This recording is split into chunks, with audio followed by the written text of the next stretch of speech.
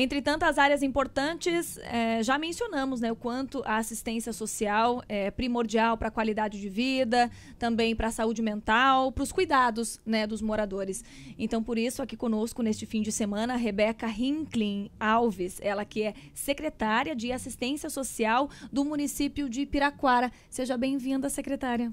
Muito obrigada e agradeço também a oportunidade de estar trazendo esses esclarecimentos, falar um pouquinho do nosso contexto lá de Piraquara.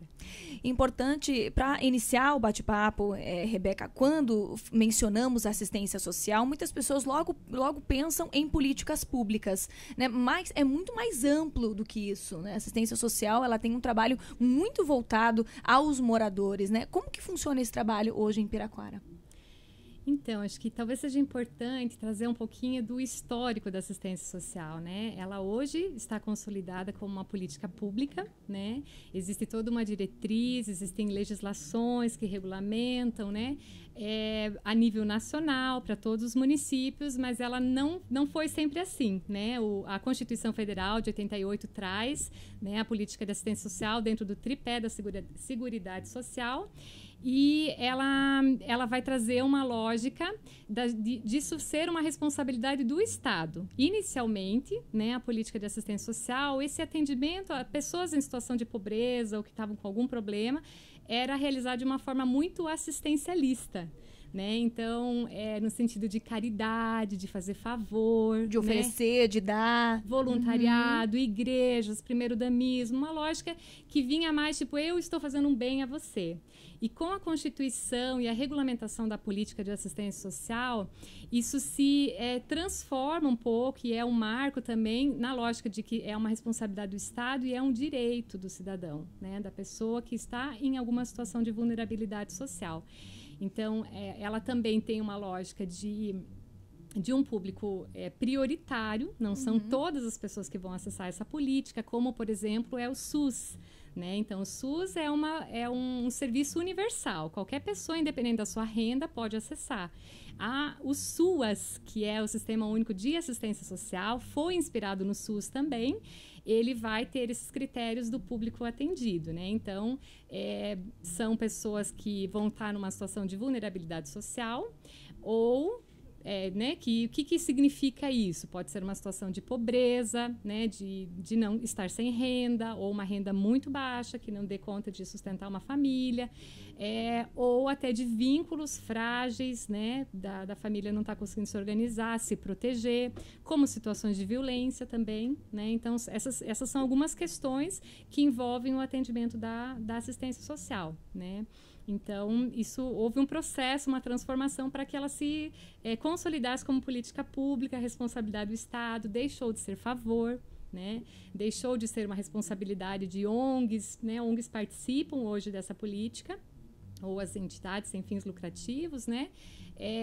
E igrejas também vão fazer parte de um fortalecimento comunitário, mas ela está consolidada dessa maneira. É um direito do cidadão que dela precisar. Olha que interessante. Então, Piraquara, né, a gente focando para o município, hoje esse entendimento que já, né, algo que se consolidou, esse trabalho já é algo direcional para os moradores, que hoje sabem principalmente que é um direito que eles possuem e por isso exatamente toda a estrutura com referências de assistência social, os CRAS, os CREAS.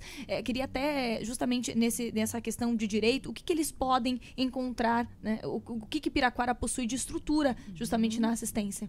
Isso. Então, contextualizando um pouquinho sobre a estrutura de Piraquara, né? O que a gente tem? Nós temos já uma caminhada muito boa nessa questão da estruturação da assistência social, com as unidades obrigatórias em funcionamento, algumas até além do que prevê, né, a política, para que a gente possa atender as necessidades da população.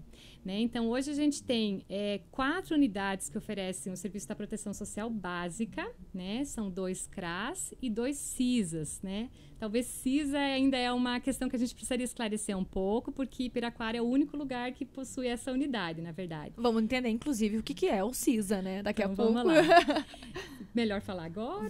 Podemos falar. Então, CISA significa Centro de Inclusão Social do Adolescente. E ele foi criado, né, com base em pesquisas até que vinham sendo realizadas. Piraquara se encontrava também com alto índice de violência contra o adolescente, né? E aí essas unidades foram implantadas em 2 territórios que tinham uma vulnerabilidade maior. Hoje, ele funciona, então, é uma unidade que está de portas abertas para o adolescente, também jovens, algumas crianças participam do serviço.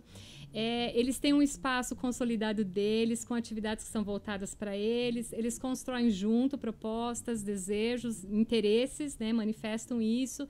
É uma lógica de estar visando um olhar e uma escuta para eles, né, do seu protagonismo, da sua participação, visando o desenvolvimento da autonomia deles também, né? E então eles participam, né, em geral no seu contraturno, né? Alguns às vezes estão fora da escola. É um procedimento também, a gente está buscando a inclusão escolar, o retorno escolar deles também.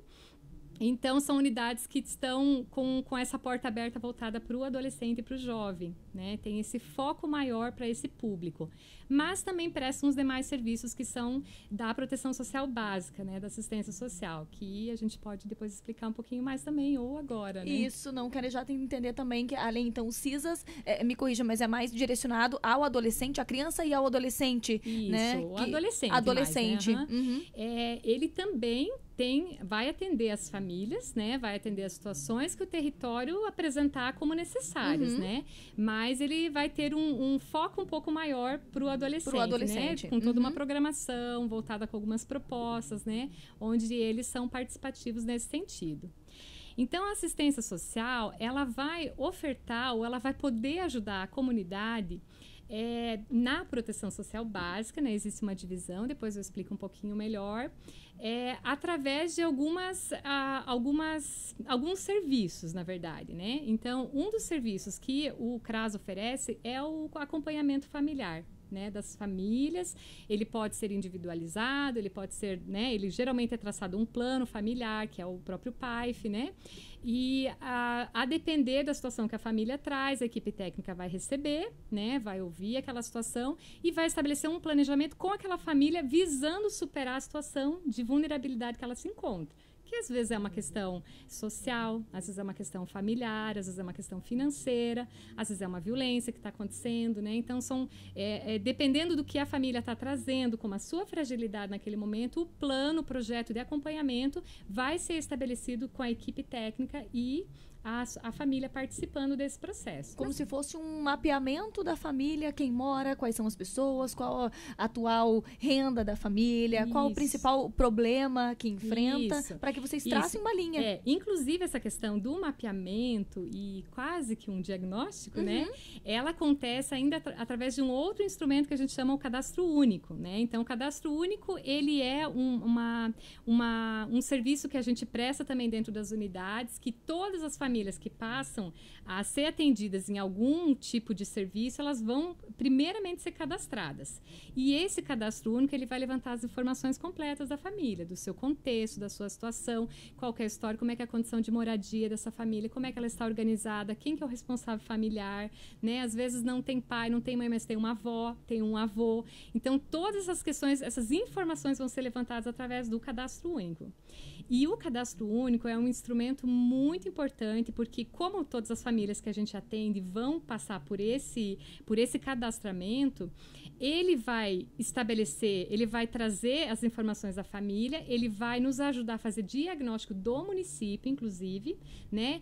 Ele faz filtros que a gente pode depois avaliar, qual que é a quantidade de pessoas até determinada renda, qual que é a composição familiar mais característica do município. Tem várias informações que a gente consegue levantar através do cadastro único. E, então, além dele trazer esse diagnóstico para a gente, né, como gestão que precisa ter essas informações para o planejamento, ele vai trazer pontualmente da família também, vai fazer esse levantamento das informações. E é a equipe do CRAS que vai fazer esse cadastramento, né? E, secretária, isso acaba sendo algo natural? A família acaba procurando vocês? Ou é preciso uma campanha? Venham até a gente, vamos conversar sobre qual é a sua situação? Ou os moradores de Piraquara já sabem que isso existe no município e já os procuram? Então, uma boa parte sabe que existe, né? Nós temos hoje 44% da população cadastrada, né? O cadastro tem critérios, nós temos o critério de renda até 3 salários mínimos para que a pessoa possa se cadastrar. E muitas pessoas ficam sabendo do cadastro porque é através dele também que eles podem acessar alguns benefícios, que são o do governo federal ou do governo estadual. Então, por exemplo, eu quero receber o Bolsa Família. Eu vou ter que ir até o CRAS, fazer o meu cadastro, né? Vai ser feita uma avaliação conforme o critério de renda que a família informa nesse cadastro, ele pode ser beneficiário ou não. Né? Então, algumas pessoas procuram sabendo que elas podem receber algum benefício, outras não têm essa informação. Então, é muito importante que se as pessoas estão em alguma situação de pobreza, de sofrimento, dificuldade mesmo financeira na organização familiar, que procurem os CRAS, que realizem o seu cadastro e conversem com a equipe para saber que tipo de benefícios, que tipo de acesso eles podem ter através desses serviços que são prestados na política de assistência social. Então, tem muita gente que, inclusive, faz o cadastro, não fez com a intenção, por exemplo, de receber o Bolsa Família. Passa a receber e, às vezes, nem sabe que está recebendo, o cartão chega e a pessoa não saca. A gente, às vezes, precisa fazer, inclusive, a busca da família para informar. Olha, a renda que você informou enquadra dentro dos critérios do Bolsa Família. Que aliás, é uma renda super baixa, né? São valores bem baixos para que a pessoa possa se enquadrar, né? Ao contrário do que muitos imaginam, o Bolsa Família tem valores que agregam familiares e é um valor que não passa de R$200, né? Não passa de R$200. Existem algumas condicionalidades e algumas questões que vão mudando, por exemplo, se você tem adolescentes na família, se você tem gestantes na família, vai ter algumas mudanças dentro do programa que vão acrescentar alguns valores ao benefício, né, ao Bolsa Família. Mas a renda básica inicial é R$85, né? E quem se enquadra, a renda máxima é até 89 per capita.